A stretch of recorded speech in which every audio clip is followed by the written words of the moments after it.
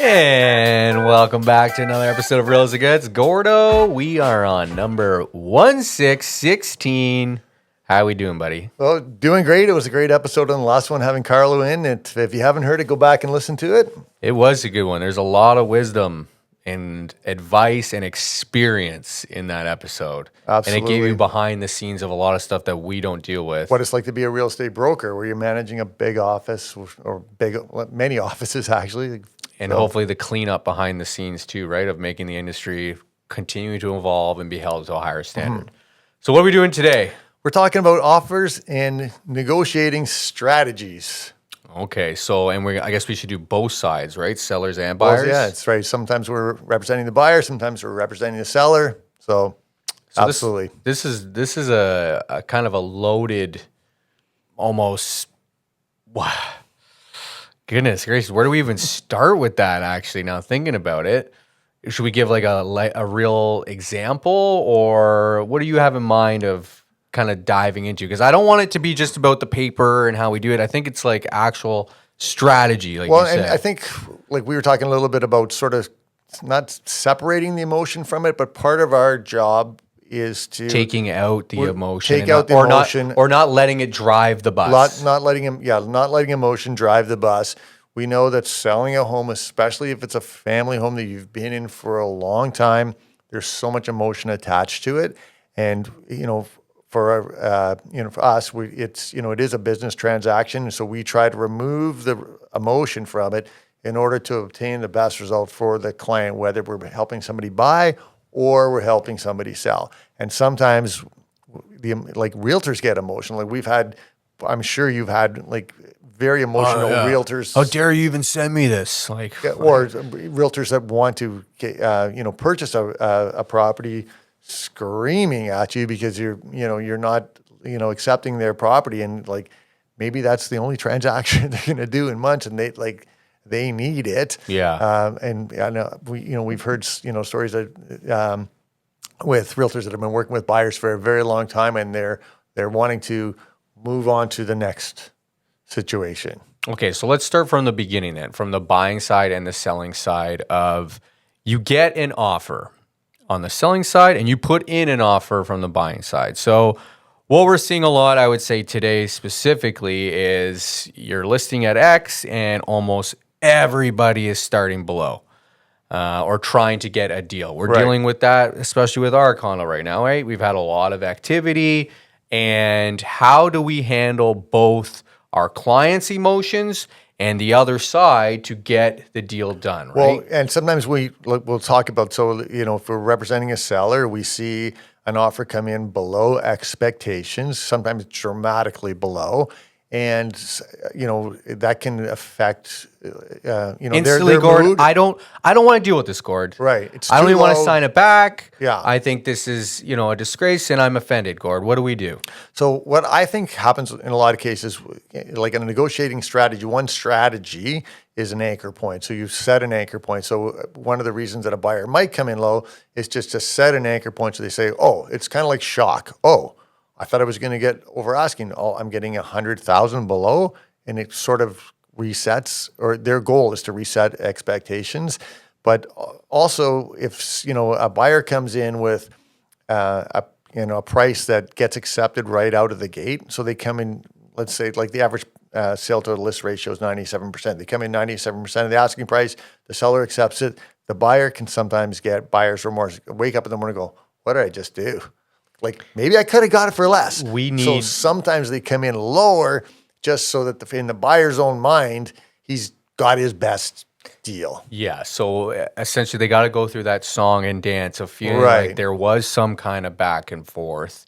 And I think this is from a selling side where we come in that I think I said this to you actually on the other deal we were doing, which was we can't be the reason, the offer dies, or we're not the ones that say no.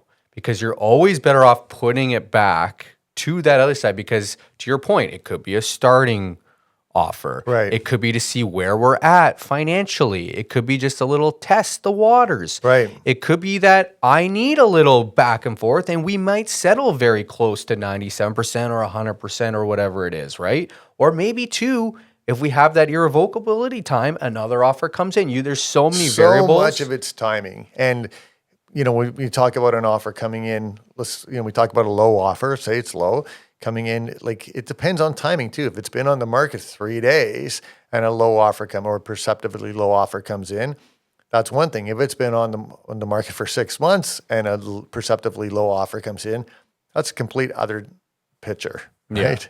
Completely. And so then from the buying standpoint, obviously our psychology and strategy changes. We see something that's maybe new on the market, and again, we have a fiduciary duty to our clients, and what our clients want us to do, we're there to represent them to the best of our ability and get them the price and deal they want. So when we're buying, we're trying to get the best the lowest possible price for that property.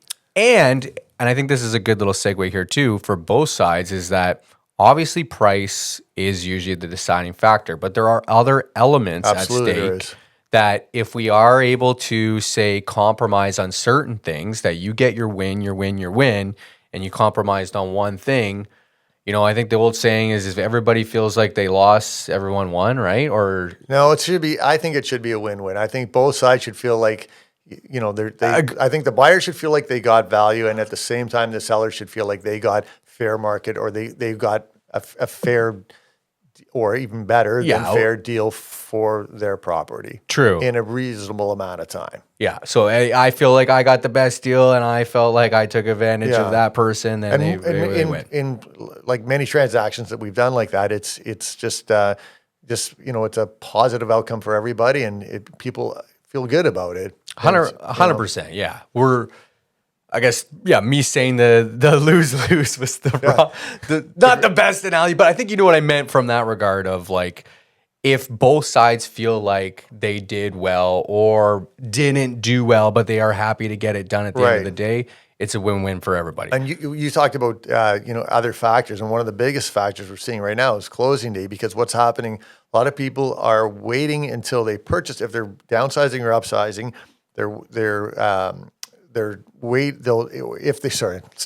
if they buy a property first and then they have a limited amount of time to sell the property, the closing date becomes very important to them. Yeah. Right? And okay, so let's talk more strategy and psychology. So I think we're technically sales rep. I'm a sales representative. You're a broker. We understand the financial element and we understand the emotional element, but I feel like with our clients, we're more psychologists, hold your hand, walk you through the process versus like selling an actual product. Right. And so I think there's a lot of, what do I want to say, like mental warfare that goes in, that we have to navigate our clients' feelings and the other individuals' feelings, and making sure that we can come to a solution that is that win-win element like we just talked about. So from the selling side, right? The offer comes in, it's under asking, it's got your closing date, it's got some conditions. The other side is, extremely, let's say, not aggressive, but this is the best and final. Right. And so, Gord, or they send you comps that have no relevance whatsoever. Look, this one, they have never been in a comp that they sent you that you've been in. You go, well, actually, that house or that property was smaller, didn't have the hardwood floors, or whatever the case might be. And so then we have a fiduciary duty to like give our client all the information, right? They have to hear the good and the bad to make an educated, informed decision. So now they might be like, well, F them, right? I don't want to deal with this. If they think it's worth X, let's just let it, ride off into the sunset and nothing happens from it. So how do we then come in, right? Because I think we talked about, I don't want to remove emotion, and it's a very fine line, right? We have a fiduciary duty. It is our client's best interest, and we want to get them the best deal, but sometimes they maybe aren't thinking clearly because emotion is that driving factor, right? So, well, I think sometimes when a low price comes in is shock factor, right? Like they're expecting, and we too are expecting something different. We've done our analysis. When we price a property, we think we're pretty good at it. Like time has proven that like our properties aren't on the market forever.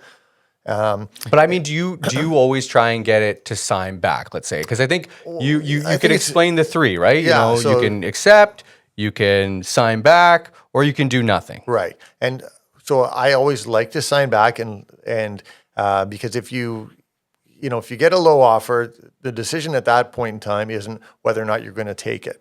The decision should be, how high can we get these guys? Yeah. And then at that point, we got a decision to make. Is this going to be do we think we can do better than this? I always say that. Do you think, what's the risk? If we let it go, is the risk that we won't get a better offer than this?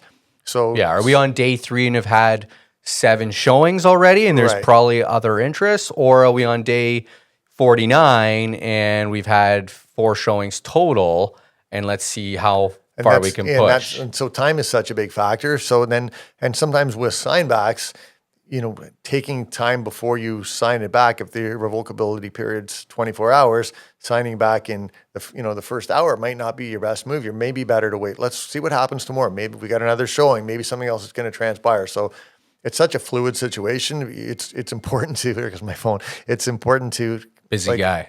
to understand and think about what else is happening at the same time. Right. So I think there's no cut and dry answer to it. Do you want to go turn that off mid-episode? Should I? Yes. All right. And we're back. All right. Phone is off. Phone is off. Sorry, folks. Okay. And then so the buying side, right? Because there is 2 sides and we represent both sides a lot, where we want to get the cheapest deal and we want to get the most price, but still in making sure that it's a win-win. So from the buying side, there's a lot of times, especially, I can't afford this, or I don't want to offend the person. Mm-hmm. And so what's your thought process there? Because I'm a big believer that you should always shoot your shot. And I think we actually didn't talk about this, but roughly maybe 7 to 10 years ago when it stopped, we used to meet at the table. And the nice thing for all of us is that you got to sit across from the sellers and present who your buyers were. You could tell that story, what this home meant for them walking through, the trials and tribulations that it took to get here to even put in this offer, how credible they are. And I feel like you and I still do that with either I always encourage my guys to write a letter, or I put a very detailed email together, or I call the realtor and I hope they present it as best as we would. But that's lost. And the other thing you could do, you could kind of read the seller's eyes. So you'd be there physically with the offer, you'd put it in front of them, the first page had the price, and you could I would just watch their faces. They'd either be like, or yeah, you could tell. Like one was always usually down. The other one was like, no, you knew who the hard ball was going to be. Yeah. If there's 2 people sitting there. Yeah. So we've lost that. You can't get, and you've lost that direct connection. So you could write a letter and you can tell the realtor all you want. He may not forward that letter. Yeah. He may not tell them anything. He may simply take your email, download the offer, send it to them, offer. Like that's it. Yeah. We don't know. And there was a debate I actually had with a realtor, and that even though we asked them to present the letter, they feel that it could skew their client's decision making and let emotion come into play, so they don't show the offer, the letter, which I think is interesting, because at the end of the day, it's a fine line where I think you got to provide everything to your clients. Is that a fiduciary responsibility? I think somebody said to you. I think that is a fiduciary responsibility. Even though it's a letter and not the offer, I think you're still skewing their judgment, which is ironically what you're trying not to do. Well, there's information in the letter that tells who these people are, what they do, and you need to understand that. I agree. We saw it recently. An offer came in, and we Googled the person to see who they were, and we found out they weren't who we thought they were.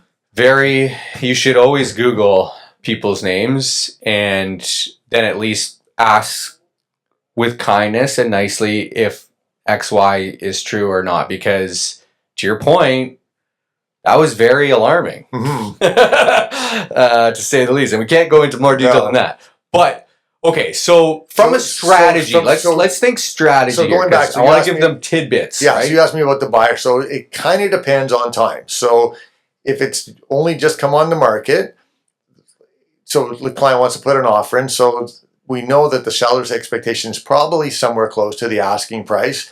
Can I give you a live example instead? Yeah, but sure. Because I think this would be more beneficial. Okay. There's a home right now that's listed at 2-1. Okay. It's been sitting on the market for 96 days. Okay. Everything around it is 1.7, 1.8 max. What are you doing with your buyer? One, are you even showing the property? Two, how are you putting in an offer? Are you worried about offending them? What do you do in that situation? So talk to the realtor. So first of all, would show the property. Still show it, right? Still show the property. Exactly. Show other properties that are similar that are selling. Or we've probably been in other ones that maybe they didn't select that have sold for the 1.7, 1.8. Talk to the realtor to find out what the expectations are. Find out if they've had other offers. Find out if there's anything about the house that maybe we're missing, that why they're asking a higher price. So put it on them to provide information. Right. Okay. And then if we can't get the information that justifies the price and we see it differently, certainly try going in at 1.650 or 1.7 and see what happens. And like sometimes there's sellers that are just, I wouldn't say stubborn, but they're just like they're unrealistic expectations. Yeah. And a realtor will take the listing, perhaps knowing that it's overpriced, hoping that maybe one day they'll get a price reduction, and it just won't sell. Like the amount of listings that are terminated and expired, it's a lot. It's a lot. People don't talk about it, but not every house that comes on the market sells. Yeah, for sure. And I think that's why it's so important to always shoot your shot, because you really don't know until you put it in front of them. And the risk is somebody else buys it, right? So for that example, or the risk is they just say no. Right. So the risk is they say no. But if let's say you've got a client that's like, my budget's 1.8, other homes in this area are selling for up to 1.8. I think it's worth 1.8. But if you don't put an offer in, they're waiting for a price reduction or something, and then the next morning you see, oh, it's sold for 1.8. Why don't we put an offer in? So it's always definitely worth shot. Yeah, it's shoot your shot for sure. Okay, so maybe we can lay out a couple things of strategy for them and leave them with something of information. So both the buyer and seller has that emotional connection. It is the family home for the seller, and the buyer thinks it's only worth X. Not that we're taking emotion out of it, but you hired us we don't have that bias. We don't have that emotion. I didn't have Christmas or Hanukkah or whatever holiday in that home, right? Over the years. At the same time, though, then there's also people that are it's an investment property, right? And they only care about the dollar value. And I think the strategy here is that get rid of almost the noise and say, okay, they are coming at it from a position of, we think it's worth X. The buyers are putting in their offer. I'm the seller. I'm going to be like, all right, that's their starting point, right? We're not going to let emotion drive the train, because at the end of the day, if we can still get to something or put it back in front of them, we also don't know their mindset, right? The buyer. We don't know. So I think it's important to find out, and we did get a bit of that when we were in person with people. But what's the buyer's motivation? Is it a transfer? Have they sold their house? Do they need to buy within the next few weeks?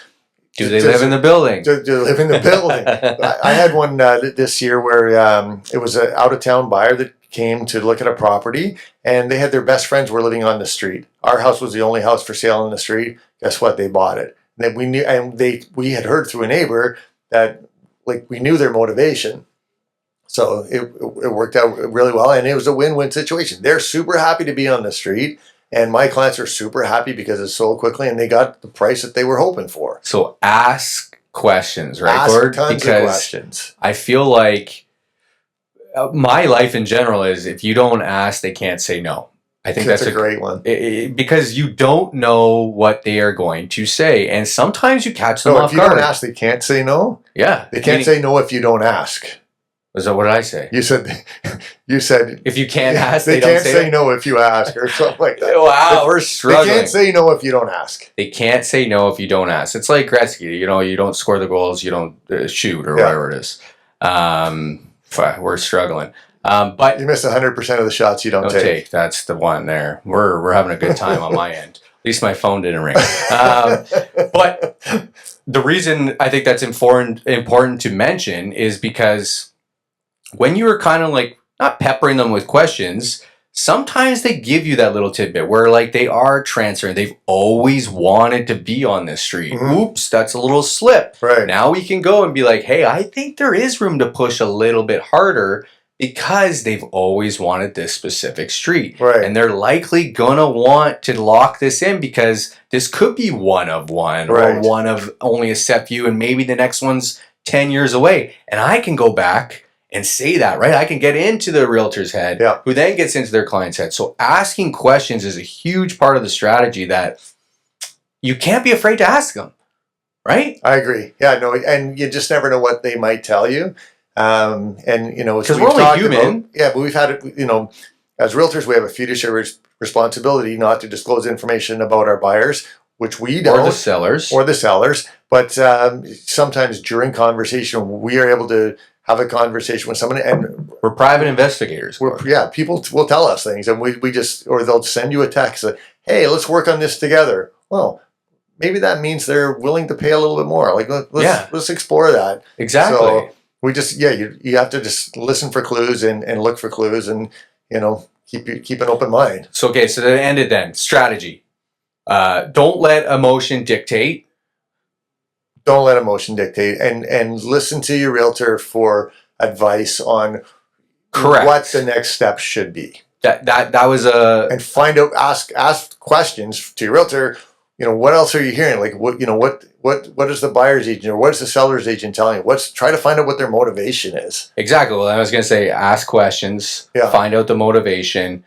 And when it may be the emotion too of don't let it dictate, just being like, don't let it be the deciding factor of us just outright saying no. Let's work on this to get it to the finish line. So at least you can say, I crossed my T's, I dotted my I's, we tried our best, there's no what ifs. Right. You go to bed easy knowing that, like, hey, we exhausted that at least opportunity. Understanding what the decision is at that moment in time. Correct. So the decision first is the decision: do we sign back? Do we not sign back? What price do we sign back at?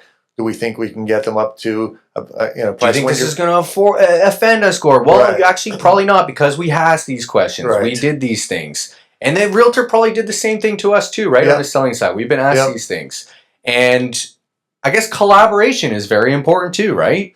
And making sure and managing expectations from the get-go, that we've done our research, we've done our homework, and so that you don't get that shell shock. Right. Of that offer being like, we were kind of knowing somebody was going to do this maybe out of the gate, or somebody was going to do this because it's been on the market for 9 years, because we've talked about this before. And especially in this market, it's almost expected. We're going to get something that's not quite what we're looking for, but we'll have to work on it. We'll have to go back and forth a few times. Yeah. Like, it's the offers net we're putting in now, like uploading to the back end of our system, they're covered in red ink and signatures, and sometimes you're like this thing's gone back 5 or 6, 7, 8 times before we finally get to a point where, like during COVID, it was, here's the offer, take it or leave it. Like, it's accepted or it's not accepted. Like, we weren't doing counter offers or signbacks. Now we're doing them all the time. All the time. And I'm curious how this one's going to kind of play for everybody, because it is tough. Like, I feel like maybe we're a little bit spotty and all over the place, but we do have that fiduciary duty to our clients, because I don't want it to be coming across, and hopefully we're not coming across where it's like, hey, remove emotion. It's more to understand the strategy and the psychology of getting that to the finish line. That is that win-win element. Right. And sometimes if you're focused on the emotional side of it, it maybe gives you a little bit more of a narrower vision. Tunnel vision, and not thinking about other options or like other things you could do to potentially find a way around a situation, or find another solution. Well, and just because we're at 1-1 as a starting doesn't mean we can't get it back up to the 1-2, right? And it's, again, it all comes to time. Like, sometimes, like, letting something sit for 24 hours, and we've seen it. I'll just give you another example, timing wise, like close to being on the market. We had a client put an offer in on a property. We did a home inspection. We found a lot of problems, like tens of thousands of dollars, and the sellers weren't willing to negotiate. And so we walked away. We looked at other properties. Well, that property got reduced, and my clients went back and bought it at a significant discount. Based on before. Based on what they would have even been willing to pay. That's what I mean. Before. Like, so it was a win. So it's timing. So, like, there's so many variables, but time is, I think, a really big one. It's important to understand. And relying on us to educate that, right? Because that's a really good example of that. today is today. We can only speak about today. But if we say no today and all these other outliers, you know, the economy, what happens, people get shook, right? From a home inspection, Right. you got to now go back to the market. You're back on. What happened? Why did it fall apart from home inspection? Is there a stigma? I'm a little worried. Yeah. Oh, now it's sitting. Now things have changed a week later. Now you're playing catch up, right? It could Yeah. just spiral like that. And not understanding that or having those tough conversations too could really be, you know, detriment to getting top dollar or the best deal. Because it's not always, I know a dollar drives it, but what is the best deal for you, the owner, and you, the buyer? Which Because sometimes incorporates the many closing other days, things. the deposit, other factors. Absolutely. the clauses and conditions Yeah. in the Schedule A, not just price. Yeah. All right. Well, yeah, like I said, I'm curious how this one laid out because it is hard for us to really navigate that without going into too much Well, specifics, right? specifics. Yeah. Because So- and every offer is different. That's the thing. That's what I love about real estate. Like Every offer is different. You're I think dealing we with talked about different- that on Carlos' episode, yeah, right? like you're dealing with everything- different people. Like every scenario is different. You know, every negotiation situation is there's similarities, but you know, at the end of the day, you're dealing with different people, different properties, and you know, different emotions too. And I feel like if you are watching this then on like YouTube or something right now, it'd be great if you want, like, because I don't know, I'm a big believer of constructive criticism and understanding, you know, maybe where we can improve in general. But if you feel like we are kind of, you know, alluding to something you would like to learn more, pop a question in the comments. We'd be happy to either address it on a separate episode or even just answer it, right? Because we're getting into the groove of things, and I feel like we're constantly improving, like just everybody does. But I think that would be really good because, you know, we're not perfect by any means, but it helps. And if you think there's good information, if you learn something, share it with somebody. Like you know. That too, right? Yeah, true, Gord. Exactly. Yeah. You've been positive. I'm usually the positive guy too, but hopefully you came all right. You know what I meant. Absolutely. All right, Gordo. Good job. Good job. See you later. See ya.